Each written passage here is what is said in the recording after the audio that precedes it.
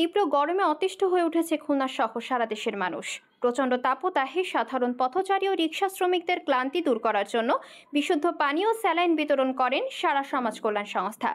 গতকাল দুপুরে নগরীর পিকচার প্যালেস মোড়ে সংস্থার সভাপতি সুমা আক্তারের পরিচালনায় অতিথি হিসেবে উপস্থিত ছিলেন শ্রমিক নেতা রঞ্জিত কুমার ঘোষ। এ সময় উপস্থিত ছিলেন নওশের মল্লিক, সংস্থার সহসভাপতি জাহিদ হাসান, সাংবাদিক এম সাইফুল ইসলাম, সাংবাদিক মেহেদি হাসান, মোহাম্মদ সুরুজ, সরফরাজ আহমেদ, সোমা সাহা, রত্না বেগম, লাইচুর বেগম, অর্চনা মজুমদার, মাসুদ রানা ও হুমায়ুন কবির প্রমুখ।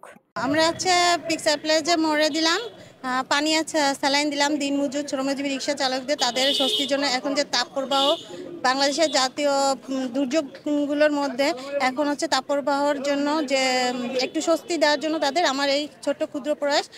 হ্যাঁ, আগামী তো এই ছোট কাজগুলো বা এই মানুষের পাশে দাঁড়ানোর জন্য আমরা কাজ করে থাকবো, আমরা সকল স্বেচ্ছাসেবীরাই।